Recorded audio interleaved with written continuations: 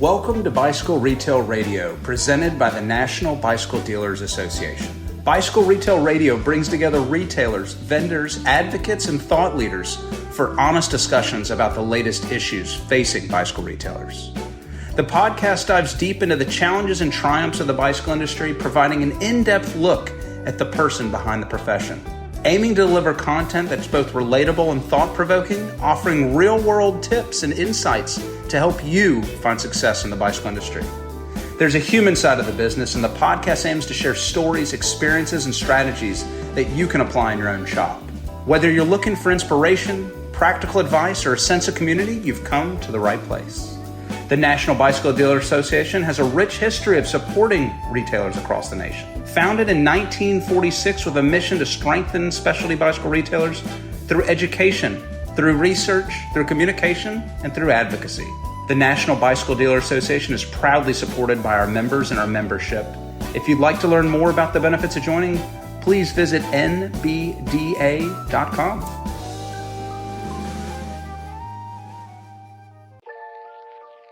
Attention, bicycle retailers. The NBDA Retailer Summit is coming to Las Vegas, March 25th. Join over 150 of the industry's top retailers at Retailer Summit West, an exclusive one-day event featuring powerful insights, hands-on workshops, and unbeatable networking opportunities. Spend the day with top experts in our industry. Don't miss this chance to elevate your business.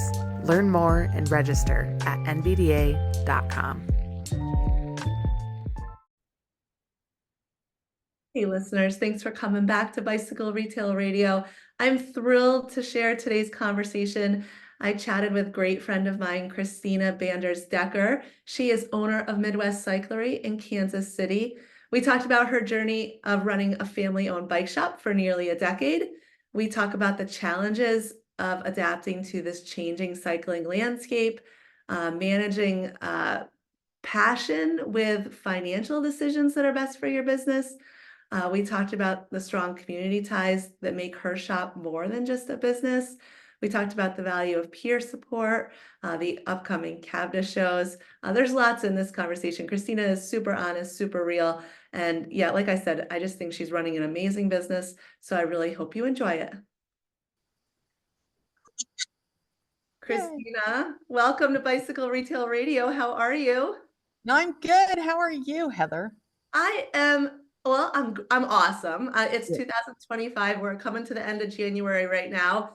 And yeah, it's back from Cab to East. I felt like retailers, like there's some optimism, but there's still a ton of challenges. So I don't know. I'm okay. I'm just like wide-eyed and ready to roll, you know? We have to be. We can't just sit back with our head in the sand. We definitely have to be proactive.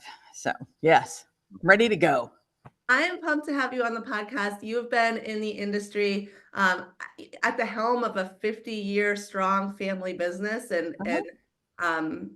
you have been, instrumental for me as president of the NBDA since 2021. I feel like you and I have emailed and connected. Recently, you were featured in Bicycle Retailer Industry News. So I just thought you were a great retailer to bring onto the podcast and share your viewpoint with other retailers and with our listeners, suppliers, sales reps, and just kind of catch up. So thank you for volunteering your time. Hey, no problem. I enjoy it. So let's just dive in. You became a bike shop owner in 2015. Yes.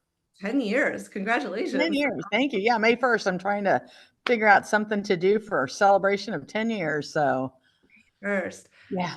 What were you doing before you became a bike shop? Just give us some background. So before then, I worked 11 years for the federal government, the Internal Revenue Service. So yeah, I know. I'm kind of glad that I'm on this side of the wagon wheel right now. And before then, I sold real estate. And before then, I grew up in a bike shop. Wow. So I grew up in this shop. I was 7 when my dad started it, and I grew up in it. So I'm sure there's some people who are listening who can relate to a family business. Yeah. How did it feel coming back full circle to the business? Was it something you wanted to do or yeah? So it is a very, very funny thing because I always said after I left in my mid-20s to go raise my kids, sell real estate, be a wife, all those things. And I always said, I will never go back. I will never go back. And don't ever say never now I say it, because never is a long time. And we came back because it felt right. And my husband was in for a change. I was in for a change. And we both just said, let's do this. And had several sales reps call me that knew me and knew my history with the shop and the previous owner, and was like, hey, he's looking to sell. Hey, this, hey, that. And so one day we just picked up the phone and said, hey, do you want to sell it? And he said, yes. And I said, would you consider selling it to me? And he said, done.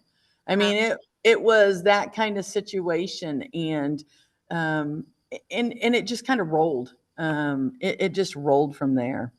I mean, 2015 to now, we really have experienced a lot of, I'd say, turbulence, some exciting times with the boom post-COVID, and now it's really struggling.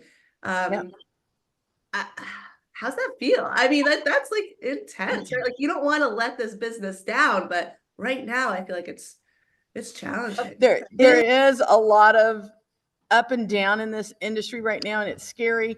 But we have to look at what it is that we have to attack it with, and how every aspect of this industry needs to take a look at how they are doing it. I mean, there are things being said right now in this industry that were said back in the 70s and 80s that we have all been screaming at this end, because at the front line of this, saying, don't do that. We need to change it. I wish we could get them to listen a little bit. Some are, some aren't, most won't. So if we can just get that going on. We also have to look at the online stuff. There's a lot of things that we all have to struggle with, and the older generations, and I'm in that group, we push back a lot of times for it because it's hard to accept. But there's an equal balance, because there is another culture. The younger culture is truly walking away from that online stuff there. And I don't know if people are really realizing that, but our customer base gets younger and younger. And they're walking in going, yeah, I don't want to order online. Yeah, I don't want to order online. Yeah, I don't want to order online. So we have to find that balance in there. I love that. And that's the optimism I'm feeling, that riders are coming back to the shop. They want to touch, they want to feel, they want to have a demo, they want to support local businesses. So that is a highlight.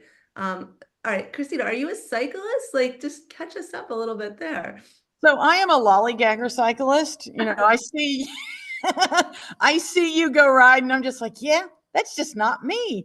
I am the epitome of an e-biker. I get on my bike. I'd rather have a margarita in my hand and just ride around and stare at the scenery, and I'm not going to put it, I used to, but my dad ruined that for me. I'll give you a little story in a minute, but I would rather just ride through the city. I would rather ride through the country. I'd rather go to the mountains. We're getting ready to do a trip in May. We're going to go ride through the mountains. And we just want to lollygag and see and enjoy and soak up life. I am not okay, we're going to start at 8:00 in the morning. We're going to hound out 100 miles and we're going to have a beer at the end. That is not me. Yeah. My husband loves to do that. Great, go do it. I am not joining you. If he wants to go do hills, yep, give me my Gazelle. I'm going to challenge your butt up that hill so fast it isn't even funny. I love it. Yeah, I think it's important to know what you like within the hobby. Yes. Christina, there's a lot of members in our P2 groups, a lot of retailers I've been talking to who are owner operators. So they're in store. And it seems as of late, because of the rise in operating costs, the challenges with staffing, that they're in the store more than they historically ever were. What's that look like for you? Do you get out and have days off, or are you really feeling the same kind of tied to the business right now?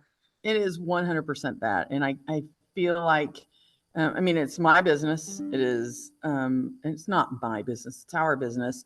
It is, our success, our failure, that, whatever we need to do for us to move forward, we have to be here. Sundays we're closed. We're surrounded by 5 churches, so there's no parking anyway. So just forget about even trying to open the shop up. We did try it. So we're closed on Sundays. That is 100%. I know I get that day off, but Tuesdays are my day off. I was in yesterday working on year-end payroll, W-2s, all that stuff. What should have taken an hour took me 5. Those types of things. There's never a, I'm not coming in. I can't. I tell the guys, we're not going to be here tomorrow. And they're like, yeah, okay. Because they know we'll end up walking in the door, because we feel obligated to make sure that, 1, our customers get what they need. 2, our employees get what they need. They're supported. And 3, that, are we missing something? We got to grab every last dollar right now that we can, so that we can succeed at this and keep our doors open for another 50 years. Yeah. Yeah. I know how passionate you are and how determined you are. And, I'm thankful to call you a friend. So yeah, all I've been saying those to the people who are every, 60 plus hours, please find time to get on that hour bike ride or an hour to meditate or whatever it might be, because it's very stressful right now, for sure. It is. And it's hard to do. And, it is making that time to do it. It is. And I struggle with that. The guilt of that, the guilt of that, I got to make sure I'm here. I got to make sure it gets done. And so, yeah, it's a struggle. It's a struggle. I'm working on it. Well, Christina, like I said, I call you a personal friend. When I'm watching the Kansas City Chiefs, I have my little Mahomes figurine you've given me, and you hooked my kids up with a nice, Kansas City stuff. So you're awesome. I think of you often, and I'm here with you. What I would like to do is just start back with some history for our listeners of Midwest Cyclery. Just maybe the brands you carry, who you're serving, just a little bit about, so we can get a vision of the business in our head. We're definitely a different shop. We're not a specific shop. We sell to kids. We sell to racers. We sell to commuters. We sell to the lollygagging e-bike rider. We sell to the commuters. We have every gamut of a cyclist out there that could possibly be out there. And that is because of where we're at. We're in the center of Kansas City, Missouri. We are in the middle of the city. We are in the middle of commuting. We are in the middle of every single financial situation that anyone can be in, homelessness to very wealthy people. We have really low income housing to multi-million-dollar mansions within blocks of our shop. So we have a very good demographic that we can meet everyone. We sell, Giant is our main line. We have Bianchi, as you can see behind me. It's a beautiful little bike. Beautiful little bike. Gazelle is our main e-bike line. We have Reeds. I'm looking on the wall, Jameis. Oh my gosh, what are all the other things that we have? I think that's it. Yeah, that's it for right now. So for our listeners, head over to MidwestCycleryKC.com. Christina, I think your website is absolutely fabulous. So I've been communicating to retailers to really promote people when they're starting their journey, when they find your website, to promote why do business with you, what makes your shop stand out from any other shop out there. And your homepage, it really highlights a Dutch family tradition since 1972.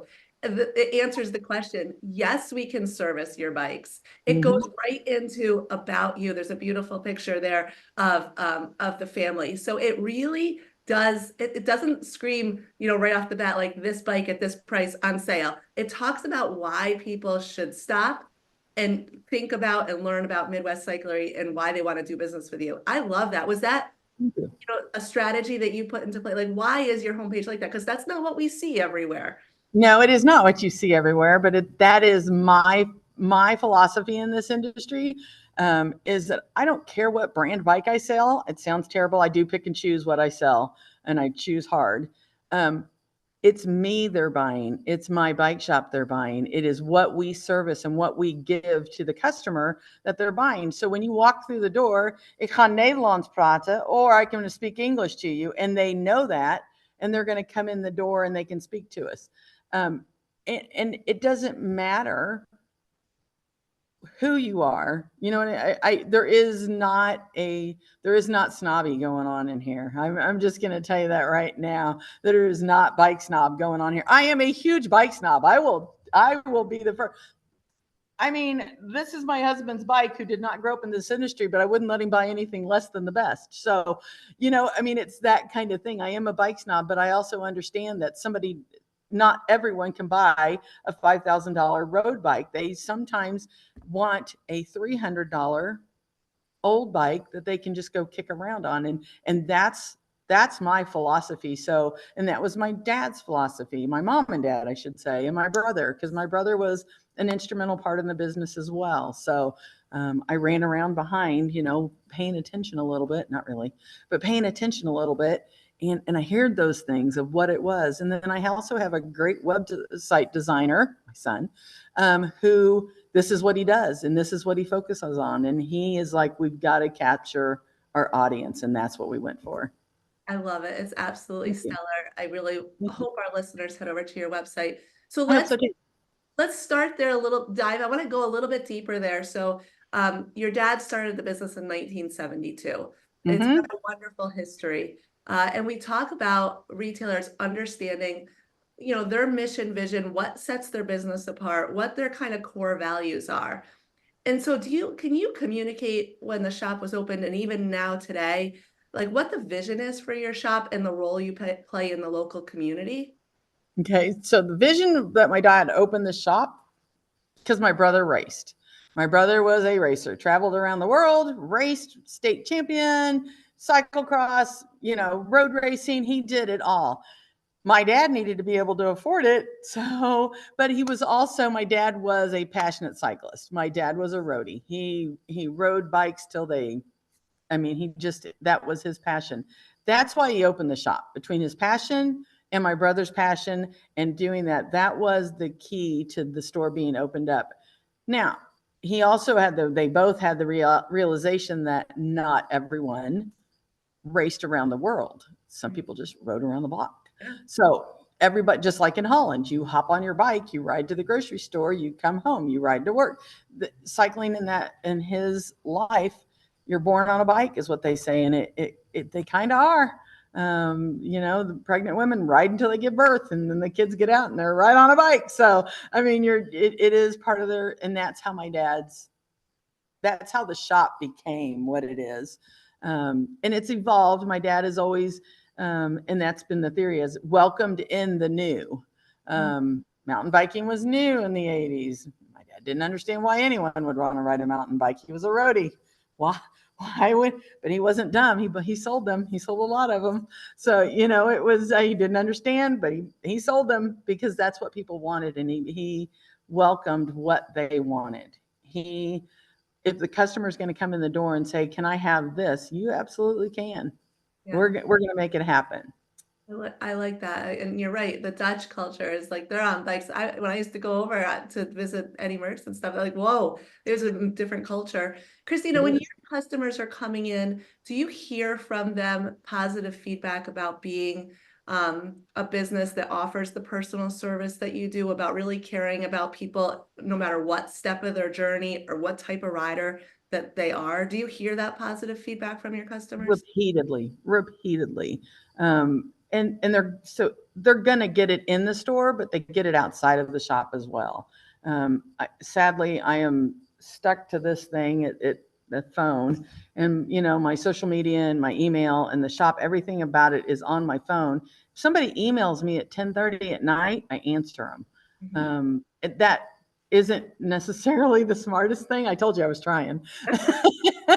That's not necessarily, but they appreciate it and they remember it and they come back. And customers come in. I have past employees. I worked for you at this shop. We used to have 9 locations. So, you know, we were a big shop in Kansas City, and they would come in and go, I used to work for your dad. I used to work for your brother. Oh my gosh, I can't believe you're here. It's that. I loved this shop. And so they're back in Kansas City, and it's like, okay, well, come back. I love that. You know, we talk a lot about this amazing customer experience, really being a staple in your community, but that's not enough right now. Just Mm-mm. to keep the door open, unfortunately. You would Mm-mm. think that this passion and this amazing customer service you deliver, but with the challenges in the industry like D2C, shrinking margins, rising overhead costs, it's really challenging. So I want to ask you, because I know you're a very, very smart business owner, how has the shop evolved to some of this changing landscape that's happening? So, and you know what? That's a hit and miss kind of thing we have to do. Sometimes they work, sometimes they don't work. And sometimes the pivoting that we do um, isn't going to do what we need it to. I mean, it's a trial and error sometimes. What works for the shop in North Carolina isn't necessarily going to work for the shop in Kansas City or the one in California. You know, we've got Figure to out. find what it is. Yeah, but if we hear one thing I have found that is if I communicate with other shop owners, which I've made some wonderful friends just through social media and going to CABDA. I loved Interbike and I love that they were going back to Vegas to do this. It's connecting with those shop owners to get their ideas. And that's been one of the greatest things that I have felt and seen is trying to implement a little bit of what they've done. I try not to mimic any other shop in town because I'm not any other shop. They are their shop. I am mine. And people come to me for a reason and they go to there for a reason. I know what other shops are. I know who the road shop is. I know who the mountain shop is. You know what I mean? It's like, you guys be that. Yeah. Please be those shops. I have all of those things, but you guys just focus on that. Um, Cutting cost and cutting lines is a hard thing to do, but you have to focus. I mean, you just really, we used to be able to. I mean, COVID is an anomaly that I don't think we'll ever see again in this industry. But I can say that even before that, I was focusing on a good, better, best kind of system. Right now, I'm going with the good and the better because the best, you know what I'm saying? I can't carry a $12,000 road bike and let it sit around for a year and hope someone will buy it because that's $12,000 of overhead that's hanging. But I can say, hey, here's the good one. Here's the better one. The best one is this much better in this sense, and you can sell it in that way. And with Giant, which I love, we could do the web link order, come straight to our shop. We are still their customer. They're still our customer. And if we, that's the part that I want to say, if we could get the brands, this has been being said for years, if we could get all the brands to do that kind of service, it still brings them in the door so that we can all connect together. The customer coming through the door or finding the brand website is a lot of what we bring to the table is we bring it to them. Because there are some brands that aren't even seen in Kansas City, Missouri, because they're not in any bike shop in Kansas City, Missouri. Yeah. So you make several great points. So some of the things that you're doing as a business owner right now to navigate this changing landscape is first just connecting with peers, and that could be Mhm. online or at an in-person show. And that's important because it's allowing you to hear what's working for other retailers, and you can take what works for you or you can leave it. And I also heard you mention just focusing your inventory, just dialing that in so you're Absolutely. not having cash tied up maybe in product that's not moving as quickly, so you could reinvest that cash, which I think is a great strategy. And then I also heard like figuring out how to work with the D2C, like WebLink is a great example of having that work for your business, so you don't have to tie your cash up in some of those Exactly. higher priced items. Exactly. So you don't have to. So, I'm just the e-bikes, expensive bikes. You're $1,500 and up that you've got sitting there, and you've got to have a small, medium, large, extra large, and you got to have both colorways. Well, there's $10,000, there's $15,000. No, get a medium, get a large in the two different colors and let them sit. That is probably the smartest thing you can do. And the customers are understanding this. They know as small businesses, especially owner occupied or owner ran, not owner occupied, owner ran businesses, that we can't afford to sit on $1 million worth of inventory, especially if it's going to sit here for 6 months. That is how we function. They do understand though, hey, look, I love that green, or ooh, I love that purple. Can you get me, what size do I need? We can size you with a bike in the store. We can order and we can get it shipped here. And it takes days, not months. Back in the 80s, you had to order a container of bikes. You didn't order, or 70s, you didn't order one bike and it come in a day. It wasn't that thing. So now it is. And the consumer understands that.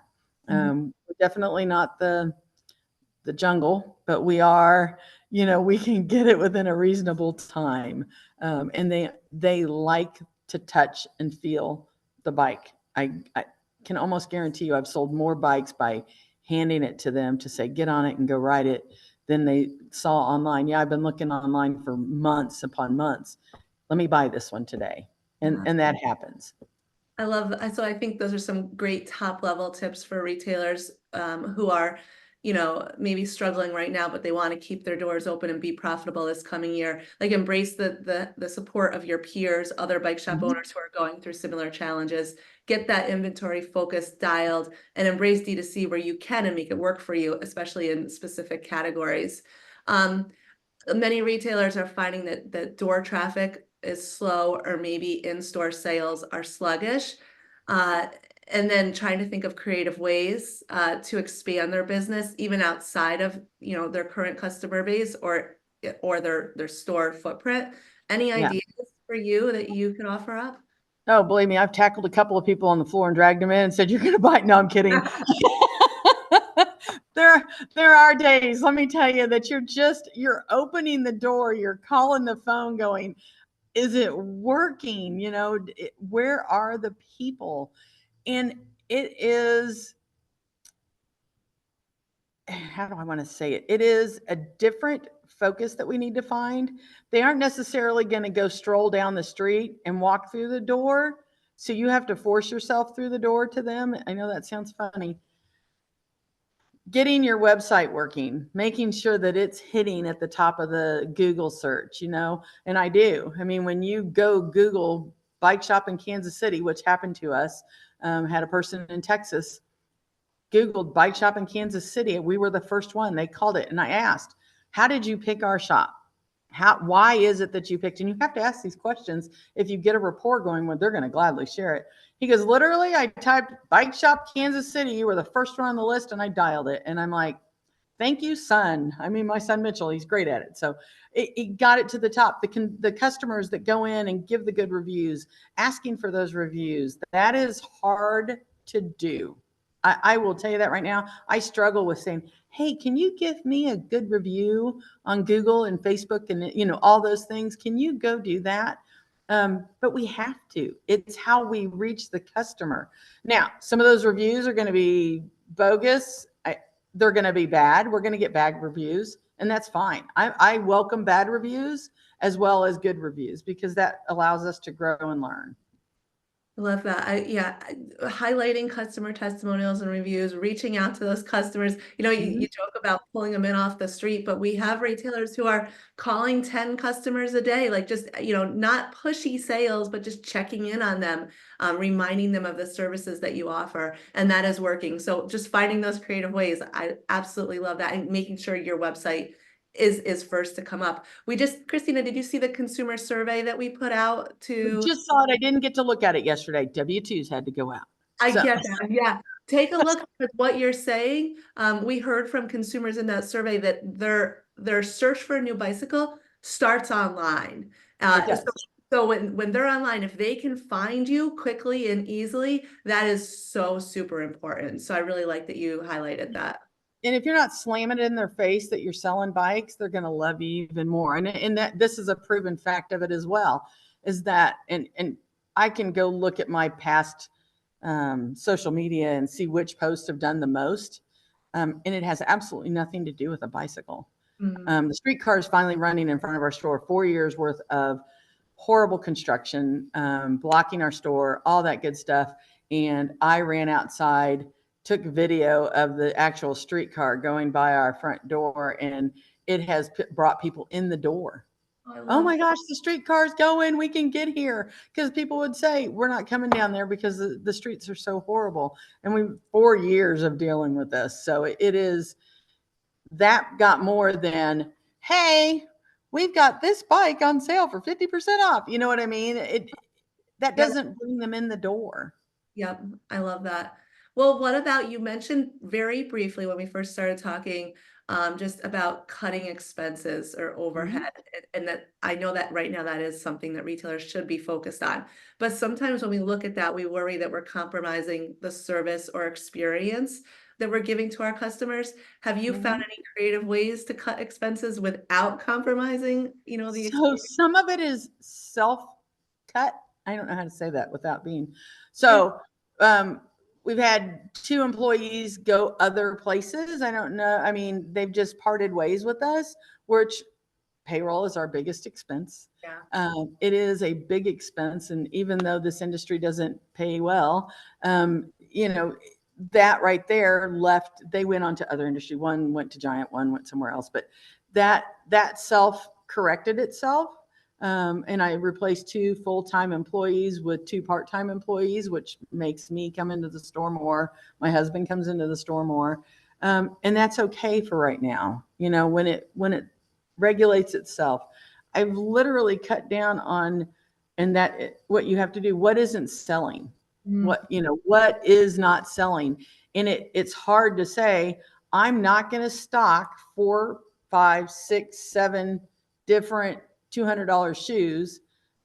Quite frankly, I'm going to stock the one I sell the most of. And if you want a $200 shoe, we'll order it in for you. I mean, it really, truly comes down to that. The other things that we've cut cost on are the things that we can do ourselves. I don't pay people to do those things. My husband's, I don't know if you can see him in the background in the back of the shop. I don't know if you can see, we got ladders up in the back. yeah, You see in the yep, back, we yep. have right sized our shop. I know that sounds funny.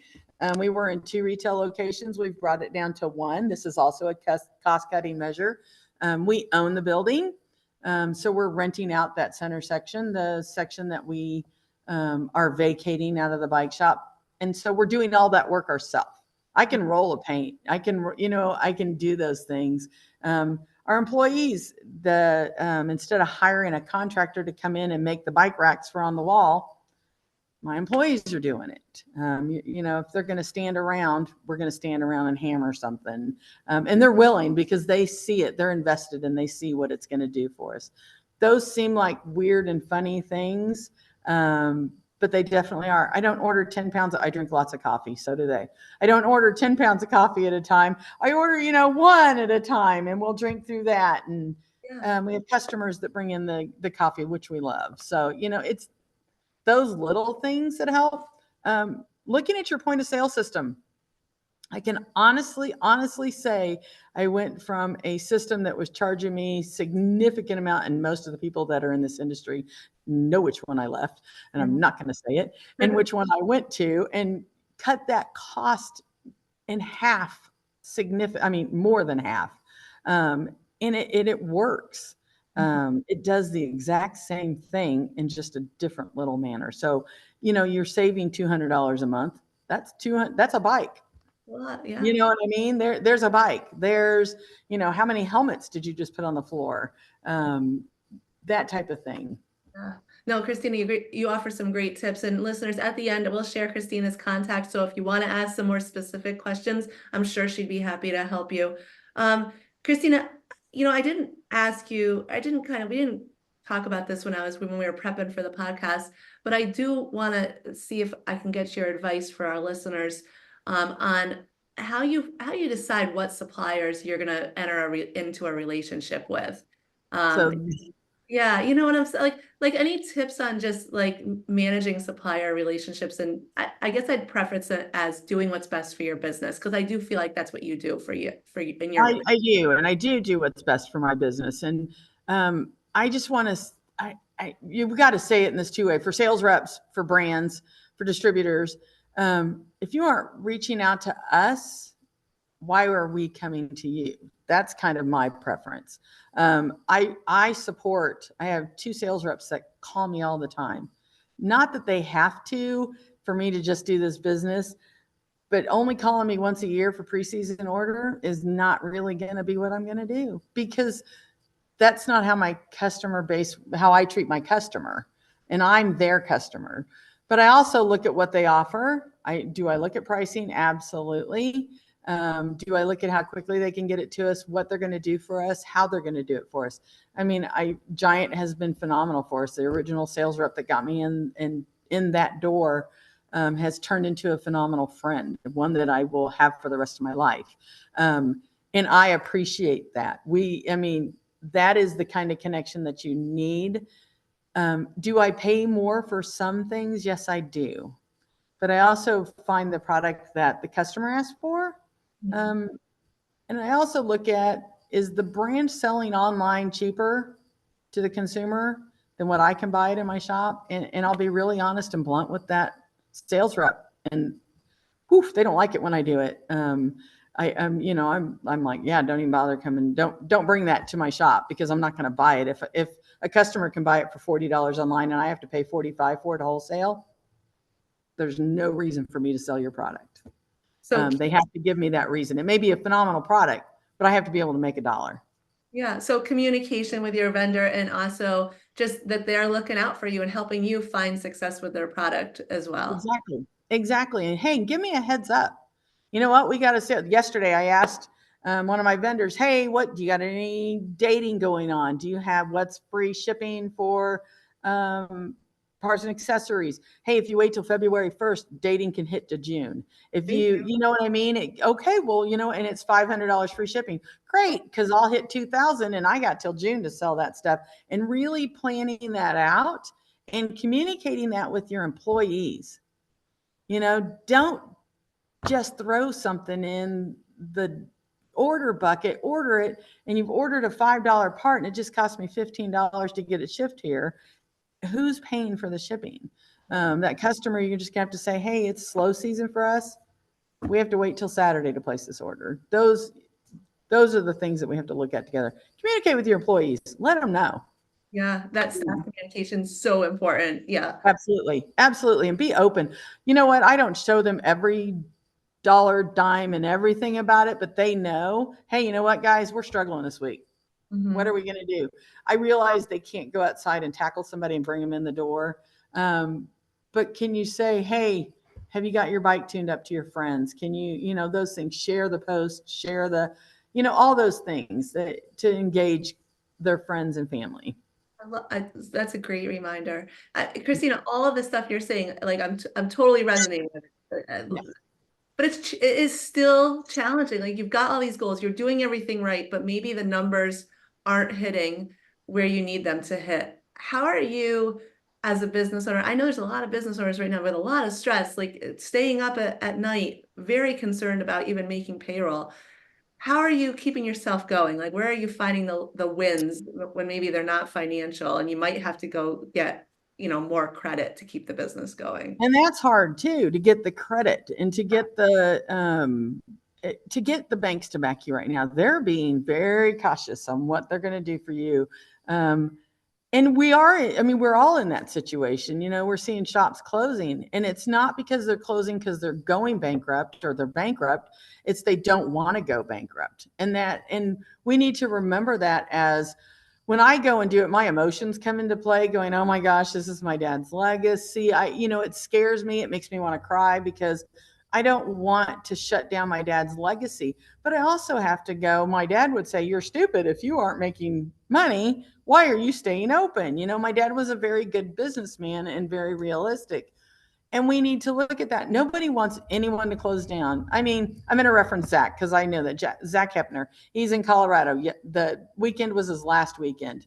And he left on his terms. And that is exactly how we have to look at it. And that's fine. Because you know what? In 5 years, he might go, you know what? I've had a good break. The industry's turned around. Maybe I need to open myself up another bike shop. And that can happen again. It's not the end. It's not a failure. It's not anything, but it has to make sense. And I have found a lender that has been very helpful. If anybody wants that information, they can contact me. And it's not the Main Street, mainline lending, because they're not doing it. the SBA and all that. I know that your P2 project, I loved how it was going at the time that I did the few months of it that I did it, or did I do it a year? However, when I did it, my mindset was not there. You know what I'm saying? I could not wrap my mind around everything that was going on because the only thing I could think of is, how am I going to do this? How am I going to do this? It was too much for me to, I'm being very open and honest. It was too much for me to grasp. Yeah. I went to a financial advisor. I went to someone and paid them to do this. Cost me more money, more than I wanted to pay, but it also sat me down and had me look at the red, the black, and the, is it red or black? You know what I mean? Is it what I'm doing? Are that my checks and balances balancing or not? And I sat down, and the thing that helped me is because, oh yeah, our checkbook only shows this much money for the end of the week. However, my overall for us is great. Here's what I need to do. And it gave me a game plan. I was able to, now I say, hey, you know what? I could probably sit down in the P2 profitability group and go, okay, now I've got it. Now I have a grasp of what I couldn't grasp those things at the time, but now I can. You know what I'm saying? When you're at It that can be edge, overwhelming when you don't like have this bigger vision of like financially how the business is doing, maybe even the cash flow laid out, when you're just looking at like a month and you're looking at that red and it's really scary. So I owe these people this much money. You know, I need to make $5,000 worth of payments this week. Oh, well, we've done $300 this week. How do I can't do that. I got payroll to make. And learning to say no is a really hard thing to do when you're a people pleaser and you're in business to try and grab more customers. There's so much to this. And if people don't join your group and do that profitability group, there are other avenues to help them get to that. And I will gladly share that information as well. There's so much that can be done. And I feel like I'm in a better place right now. I feel like I'm on stable ground again. Christina, how often are you looking at that big picture, financial picture of your business? Like, is this something you're doing every month or maybe every quarter? Just so to give you kind of like that knowledge that, okay, maybe this week isn't good, but big picture, we're okay over here. Or big picture, we have to make some pivots. Like, how often are you looking at that? More than I should. All right, good. I'll be quite honest with you. I will obsess over it on certain days when I know. So it's the end of the month. I know that on the 1st, there's a lot of bills that need to be paid and a lot of things that come due. And I go in and I look at my big picture as a follow-up. I have to look at the big picture. What is my bottom line? What have we, is it still good? And I obsess over it way too much, and that's fine because that works for me. But if someone's not looking at it at least once a week or every other week to get a grasp on where they're at, especially mid-month and end of the month, so that they can know where they're at, they're really going to lose control over it. Yeah, and listeners, if you're a retailer at Cab to East, Christina, I asked a group of retailers, how many of you have a budget in place for this year? How many of you look at your financials monthly? There were like 1 out of like 40 hands went up, and that to me is really, really scary. So I hope that people are listening to what you're saying. And it's because we're afraid of it. Mm-hmm. You know what I mean? It's that reality of going, yeah, if I look at that, it's going to look really, really bad. If I ignore it, it's going to be fine. And that's the hard part. That is the hardest part. I mean, so I'll give you the one that drove me nuts, and still to this day, I don't get it because to me, it's just the bottom dollar. The EBITDA. How you guys came up with that. And I know I asked you 100 times. I know I went to others. I Googled it. And it's just like, isn't that just my bottom dollar? I mean, and it was that one thing that I felt like I was doing wrong, but I was not. No, you weren't. No. Because it was a term I never, ever used. And I've been doing accounting most of my life. So it was a term, it's a newer term. It just is not something that I could wrap my brain around. So, and seriously, if somebody wants to call and talk to me, I will help them, say this to them, and help them go find the right person for that, because there actually is a whole nother group that would help, not group, how do I want to say that? Person, profession, type of thing that can help, not your accountant, because your accountant's going to talk over your head, not your CPA, not in your P2 profit. You've got to be able to grasp it and hold on to it, which is important and good. But if you can't even get to there, there is someone that can talk to you to do that. Yeah. Christina, thinking about the state of the industry we're in right now, you show up, on the online forums, you're very active, in Brain, you're a retailer that I think people are paying attention to because you speak your voice and you share your opinion. What do you think about like how, if there's suppliers or sales reps listening, how they could best support retailers? I know suppliers, they're putting their product online as well because they want to reach more customers, but they're aware of the importance and the value of the specialty retailer. Any thoughts on just how we as an industry right now could connect those and how suppliers can, best work with retailers to grow brand awareness, to get more riders into our sport? So it truly is communication. You have to communicate with all the bike shops. And I know that's really hard for them to do that. I know a sales rep who has over 200 bike shops. He can't talk to each and every single one of them. He can do an email blast. He can, and he does. He can reach out to those that are on the line or that he knows. But we as a group, you have to speak up. Because if we don't tell these brands, I'm going to be really frank because you guys know I'm going to say what I would think. If we don't tell them we think it's BS that they're selling direct to consumer, how are they going to know we think it's BS they're selling direct to consumer? Do you not think we're over here not trying to sell your bikes? We're trying to sell every single one of them. Is there a new way that we can get those bikes in the store? Can you get your $12,000 bike into my bike shop without me having to buy a $12,000 bike? Yes, there is. There are many ways to do that. And it has been talked about many times. I mean, go to a high-end car, go to a car dealership, period. They're going to have all the cars, but they're not going to have the, $200,000 car sitting there. Why? Because it doesn't happen. We need to work as a community together to support each other and helping us bridge the gap. And it's the same gap that's been there for 50 years. I'm going to say that. It is the same gap. Quit changing the model years, right? The Giant Escape bicycle has been the same Giant Escape bicycle, just a different shade of gray for I don't know how many years, for the 9 years that I've been selling Giant. It's just a different shade of gray or black. Mm-hmm. So quit doing that. Quit changing the year. Just make it, sell it off. Gazelle does that. Gazelle doesn't technically have model years. They have the bike, they have a model, and they sell it until they sell out, and it stops selling until they change it.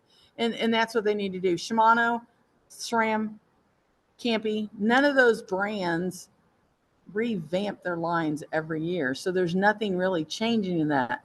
The Super Record is still the Super Record. The Olivia derailleur is the same Olivia derailleur. It doesn't matter if it was made in 22 or 24. It's the same derailleur, so it can't be a new model year because you changed the color. So, I think if they would listen to us, maybe if the brands would kind of listen a little bit, going, yep, they walk in the door, they don't care what color it is. They really don't, that most of the time. They really don't care that it has a 105 derailleur or a Dura-Ace derailleur on there unless they're specifically coming in and asking for it because they don't know. Yeah. They don't understand. Christina, I love the communication piece, and we're having our retailer summit in Vegas, and what we're doing there is getting the suppliers in the room to hear what the retailers are going through. And we hope that this communication, this opportunity to connect, we'll have people from Giant, Angelo and Ruben will be there in person, and having an opportunity to connect with them and share exactly what's working or not working in your store and how we could form better relationships. Because you're right, we all want the same end goal. We all want to sell that $12,000 bike, but we do fall all on Midwest Cyclery's shoulders to stock that bike. We have to figure out a better solution. Oh, sorry. Go ahead. Yeah, I'm just I get excited. Me too. No, and I love that. That's the form. And people are like, yeah, bike shop, bike shows are dead. No, they're not. They are not. We buyers want to touch and feel the product just as much as they want to touch and feel. We want to talk to Angela. We want to talk. There's some we don't want to talk to, but there are, you know what I'm saying? We want to talk to those brands. However, as a dealer, we need to come in and not be angry at them. Yeah. Mm-hmm. You know what I'm saying? We need to come in and go, hey, we love you. I love your brand. This makes me mad, but we got to, as a community, we need to come in and really say, can we focus on this? Can we, and not attack and not belittle. Do we like how everybody does everything? No, but you know what? That's why there's so many bike shops. Yeah. And that's why customers go to the bike shop that they go to, because they don't like how this corporate bike shops run. They like to come to this little bitty bike shop who has orange walls and blue walls. They come to us and they're going to see the owner standing here with a coffee in her hand and as imperfect can be, because that's who she is. That we need to accept those differences. And if, that's the thing, is we got to work with each other. That's a great reminder. There's a lot of diverse retailers. There's a lot of diverse brands. Let's keep it positive. Find what works for you. Be able to communicate in a positive way, and that's how we're going to lift everyone up. I have absolutely loved this conversation. We've kind of like gone the gamut from the history of the store, just what you're doing right now, let's say in 2025, to keep your doors open, to keep your business thriving, to best position your business, the value of peer support, communication. You've shared a lot. At the end of the day, we're still, every day you're coming to the shop, you're battling the challenges, you're showing up with a smile on your face. Like, what's keeping you motivated to, it's kind of a weird question, but there's a lot of people who are really like, why am I doing this every day? I'm not taking the paycheck I want to be taking. This is challenging. Like, it almost feels like an impossible possible right now for some retailers. What's keeping you motivated to keep pushing on? I'll be very quite honest. That is exactly what I think why am I doing this? Why am I fighting to be in business? Because it's a good business. Because it's fun. I mean, it truly is. Do I get very down and very frustrated and, oh my gosh, how are we going to do this? Yes. I'm going to be real honest. Last Saturday, we did $22. $22 on a freaking Saturday. Who does that? Yesterday, we did 1,000 times that. And that's great. Just out of the blue, here's a Wednesday, and it is, you do it for that. And it's a repeat customer. It's the repeat customers that keep coming back, and the people that walk in the door and say, I love that you're here. I love what you do for us. The bike rides that we go on with the fundraising bike rides that we do, even the gravel rides that we sponsor and help support. There's all of those things going on. I hope that the customers that are watching this realize without them, we can't survive. And I hope that the brands realize that without us, they can't survive, because if they don't walk through my door, I don't walk through their door. And it helps all of us together. And yes, I need their product to sell, but I also need a customer. So if we could all still come to it, work together. But this is such a fun industry. We sell fun. Yeah, we truly do. We sell fun. You do it all the time. I sit there, believe me, I watch you ride and I'm like, I wish I could do that. It's just not me. You know what I'm saying? It's just not the thing I do. I'd rather put my granddaughters behind me in a Burley trailer and say, let's go, or a Thule trailer and say, let's go for a ride. And they love it. They love it. So that, to me, the giggles from them help me keep going and enjoying this. Yeah. And this too shall pass. It will, right? It will. I know. I'm bottling up that optimism that I felt at Cab to East. I can't wait to see you at Cab to Midwest. For listeners, Cab to West. pumped. Yeah. For listeners who want to contact you, maybe they have some questions. Maybe they just want to give you a high five and say thank you for coming on the podcast. Is there a contact method that you would share? Yeah, they can send it to our shop at Midwest Cyclery shop at Gmail. They can call the shop, or they can just go to our website and hit the contact button too. All of that, it's on there at MidwestCycleryKC.com. So, Christina, thank you so much for coming on the podcast. Hey, no, thank you. I was really excited, nervous, and raring to go. So I'm glad. Thank you very much for giving me the opportunity to voice my opinion, because we know I do that well. I really, really find great value in sharing with our listener base and our community, retailers who are running amazing businesses and really are keeping that passion and are really focused on driving their business forward. Lots of great value and tips that you shared with our listeners. So yeah, Christina, thank you. I'll see you. See you soon. See you in what, 2 weeks? Yeah, not soon enough. Thank you for tuning into Bicycle Retail Radio, presented by the National Bicycle Dealers Association. We hope you enjoyed today's episode, and if you did, please like, subscribe, or leave us a review. Sharing this podcast with your friends helps us reach more listeners and continue to bring you the best content. Remember, we host 2 shows per week with ever-changing guests and fresh content to keep you both informed and inspired.